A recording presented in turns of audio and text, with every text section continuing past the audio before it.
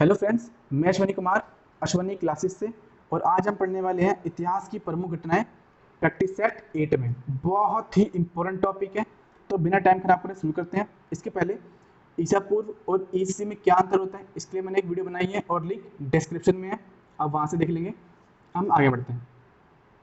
भारत में आर्यों का आगमन कब हुआ था? भारत में आर्यों का आगमन हुआ था 1500 ईसा पूर्व में। ठीक है, इसका मतलब होता है ईसा मसीह के जन्म के 1500 साल पहले। और आर्य का मतलब क्या होता है? आर्य का मतलब होता है उत्तम पुरुष। और आर्य कहाँ से आए थे भारत में? मध्य एशिया से। ठीक है, मध्य एशिया से। और महावीर जी का जन्म कब हुआ था? 540 ईसा पूर्व। 540 ईसा पूर्व। कहाँ हुआ था? वैशाली में हुआ था। कहाँ हुआ था? वैशाली में हुआ था। और महावीर जी की मृत्यु कब हुई थी, यानी कि निर्वाण बोलते हैं उसे, कब हुई थी? 468 ईसा पूर्व में। 468 ईसा पूर्व में। और ये कहाँ पर हुई थी? पावापुरी में हुई थी। कहाँ हुई थी? पावापुरी में। ऐसे ही गौतम बुद्ध जी का जन्म कहाँ हुआ था? गौतम बुद्ध जी का जन्म हुआ था 563 ईसा पूर्व में हुआ था। और कहाँ हुआ था? लुम्बिनी में हुआ था। लुम्बिनी कहाँ पर है? नेपाल में है। ठीक है, नेपाल में हुआ था। और गौतम बुद्ध जी का महापरिनिर्वाण कब हुआ था? 483 ईसा पूर्व। 483 ईसा पूर्व। और गौतम बुद्ध जी को सिद्धार्थ के नाम से भी जानते हैं। ठीक है। और इनके पुत्र का नाम क्या था? राहुल था। राहुल का मतलब क्या होता है? एक और बंधन। और इनकी पत्नी थी, उनका नाम क्या था? यशोधरा। ठीक है, यशोधरा। और गौतम बुद्ध को ज्ञान की प्राप्ति कहाँ हुई थी? गौतम बुद्ध को ज्ञान की प्राप्ति हुई थी बोधगया में, निरंजना नदी के तट के किनारे। ठीक है। और कितनी साल की उम्र में हुई थी? 35 साल की उम्र में हुई थी। कितने साल की उम्र में हुई थी? 35 साल की उम्र में इनको ज्ञान की प्राप्ति हुई थी। ठीक है, आगे बढ़ते हैं। सिकंदर का भारत पर आक्रमण कब हुआ था? 326 से लेकर 325 ईसा पूर्व के बीच में। और जब सिकंदर भारत आया था तो उसका युद्ध किससे हुआ था? पोरस से हुआ था। किससे हुआ था? पोरस से हुआ था। 326 ईसा पूर्व के आसपास ही हुआ था। ठीक है। और सिकंदर के साथ इसके दो सेनापति भी थे, उनका नाम क्या है? सेल्यूकस और निरियाकस। क्या नाम है? सेल्यूकस और निरियाकस। और जो पोरस और सिकंदर के बीच में युद्ध हुआ था उसका नाम क्या है? उसको बोलते हैं हाइडेस्पीच का युद्ध, झेलम का युद्ध, या फिर क्या कहेंगे? विदस्ता का युद्ध। ठीक है, विदस्ता क्या है? विदस्ता पुराना नाम है झेलम का। ठीक है, आगे बढ़ते हैं। अशोक द्वारा कलिंग पर विजय कब हुई थी? अशोक द्वारा कलिंग पर विजय हुई थी 261 ईसा पूर्व में। और ये अशोक द्वारा कलिंग पर विजय, ये कौन से अभिलेख में जानकारी मिलती है? 13वें अभिलेख में। कौन से अभिलेख में जानकारी मिलती है? 13वें अभिलेख में जानकारी मिलती है। और यहीं से अशोक का हृदय परिवर्तन भी हुआ था। ठीक है, आगे बढ़ते हैं। विक्रम संवत। विक्रम संवत कब आरंभ हुआ था? यहाँ पे गलत लिखा हुआ है। विक्रम संवत आरंभ हुआ था 57 ईसा पूर्व में। और ये स्टार्ट किसने किया था? ये स्टार्ट किया था गुप्त वंश के शासक चंद्रगुप्त विक्रमादित्य ने। ठीक है, वो गुप्त वंश के शासक चंद्रगुप्त विक्रमादित्य ने। ठीक है। और ये इंग्लिश कैलेंडर से कितने साल आगे है? 57। ठीक है, 58 नहीं है। अभी क्या चल रहा है इसके हिसाब से? अभी चल रहा है इसके हिसाब से 2077। ठीक है, आगे बढ़ते हैं। आगे आता है शक संवत। ठीक है। और एक बात और, शक संवत और विक्रम संवत दोनों का पहला महीना कौन सा है? चैत्र। और लास्ट महीना कौन सा है? फाल्गुन। ठीक है। शक संवत का आरंभ कब हुआ था? 78 ईस्वी में। ठीक है, 78 ईस्वी में शक संवत का आरंभ हुआ था। और ये स्टार्ट किसने किया था? ये स्टार्ट किया था कुषाण वंश के शासक किसने? कनिष्क ने। ठीक है।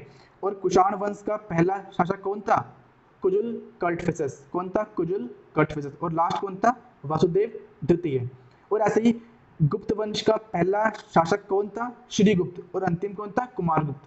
प्रथम कौन था? श्रीगुप्त। अंतिम कौन था? कुमारगुप्त। ठीक है, आगे बढ़ते हैं। हिजरी संवत। हिजरी संवत का आरंभ कब हुआ था? 622 ईस्वी में। ठीक है, कब हुआ था? 622 ईस्वी में। ठीक है। हिजरी का मतलब क्या होता है? हिजरी का मतलब होता है संकट के समय में भूमि त्यागना। ठीक है। अब इसको ये नाम क्यों दिया गया? क्योंकि इसकी स्टार्टिंग तब से हुई है जब से पैगंबर मोहम्मद ने मक्का से मदीना की यात्रा की थी। वो क्यों की थी? कुछ संकट आया था उसके ऊपर।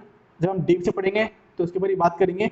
तो जब पैगंबर मोहम्मद मक्का से मदीना पहुंचे तब से हम मानते हैं कि हिजरी संवत की स्टार्टिंग हुई है। ठीक है, आगे बढ़ते हैं। फाहयान। फाहयान की भारत यात्रा। तो फाहयान की भारत यात्रा का टाइमिंग क्या है? 405 से लेकर 411 ईस्वी तक। 405 से लेकर 411 ईस्वी तक। ठीक है, फाहयान की यात्रा है। आगे बढ़ते हैं। ह्वेनसांग।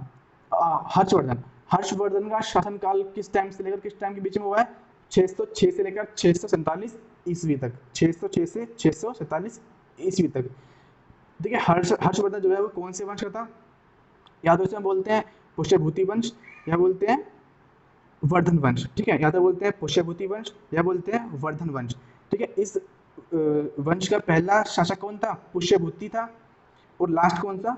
हर्षवर्धन ही था, ठीक है। आगे बढ़ते हैं, ह्वेन-सांग की भारत यात्रा।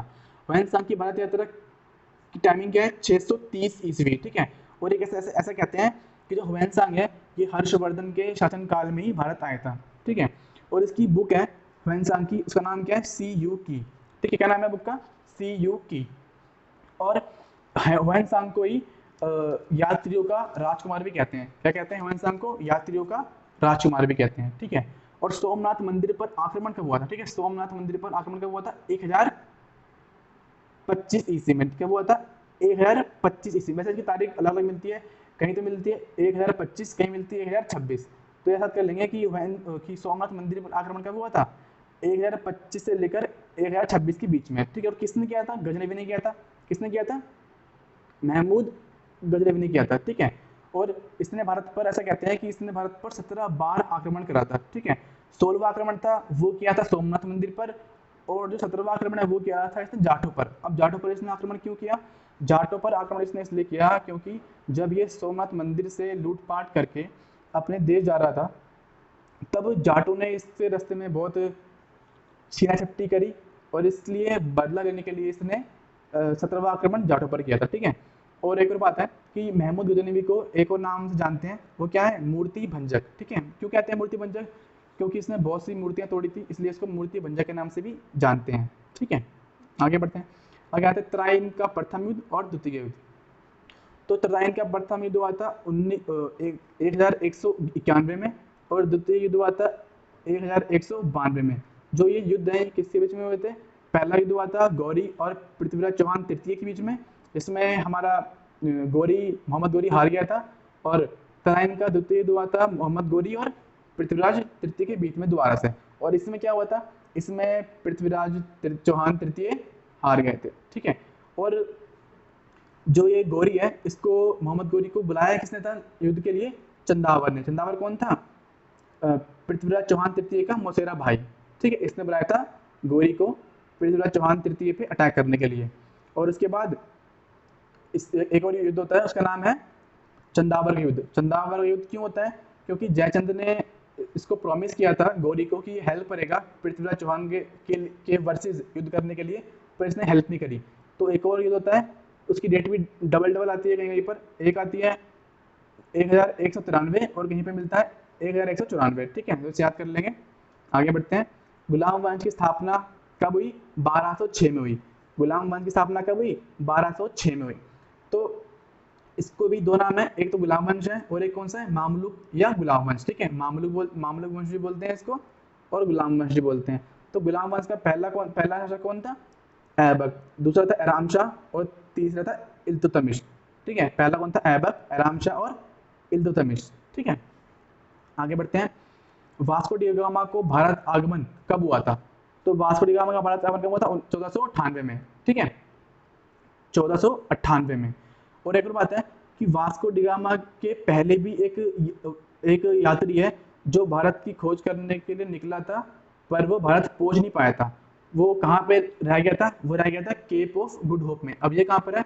जो ये अफ्रीका है हमारा, जो यहाँ पर इसका ये वाला एरिया है ना, इसे बोलते हैं केप ऑफ गुड होप। तो यहाँ से पुर्तगाल से, इसका नाम क्या था? बार्थोलोमो डियास। तो यहाँ पुर्तगाल से बार्थोलोमो डियास निकला, और यहाँ पर बहुत ही धुआंधार बारिश, कोहरा, डर गया, और यहाँ से वापस चला गया, ठीक है। इसके बाद दोबारा से आता है वास्को डिगामा। जो ये बार्थोलोमो डियास है, ये कब आया था? जो बार्थोलोमो डियास है ये आया था 1488 में। कब आया था? 1488 में आया था। और जो हमारा वास्को डिगामा है, इसको भारत की खोज करने के लिए किसने भेजा था? तो वहाँ का राजकुमार था पुर्तगाल का, नाम क्या है उसका? हेनरी द नेविगेटर, ठीक है।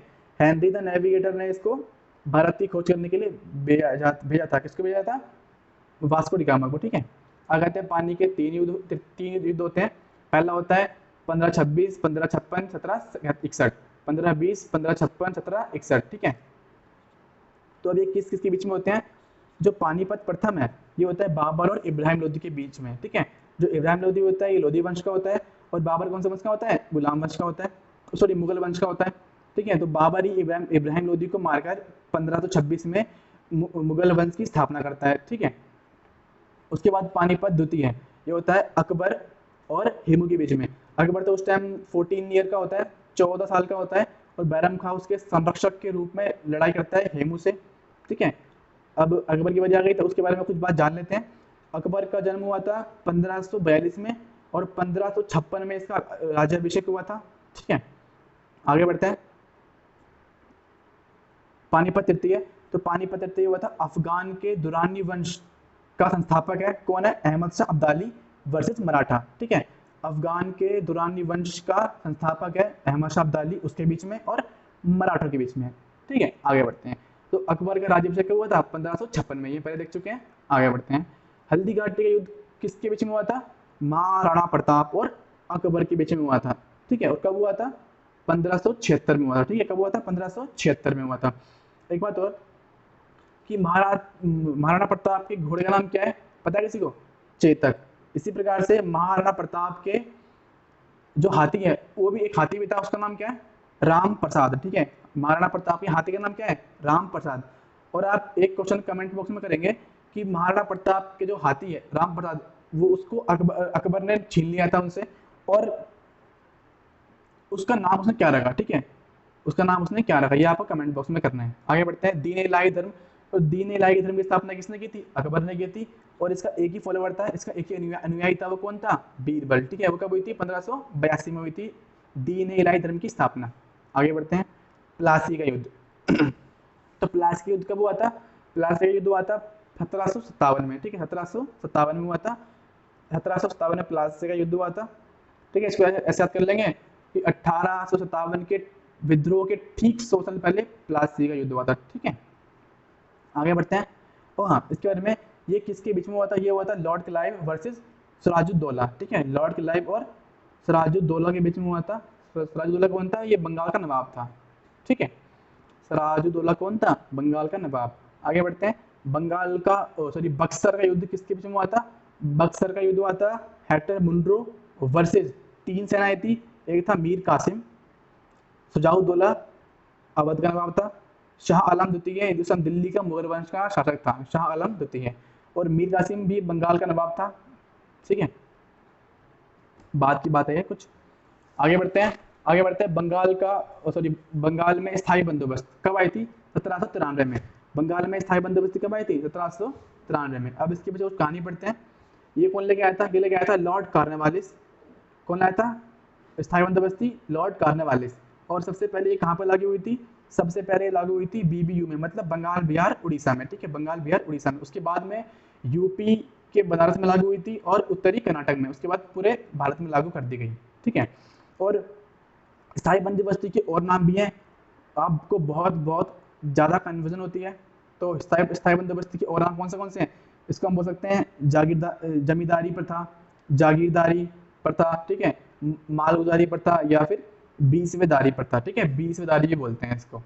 आगे बढ़ते हैं। बंगाल का प्रथम विभाजन कब हुआ था? बंगाल का प्रथम विभाजन हुआ था 1905 में। ठीक है, हुआ था 1905 में हुआ था। अब इसके पीछे क्या कहानी है?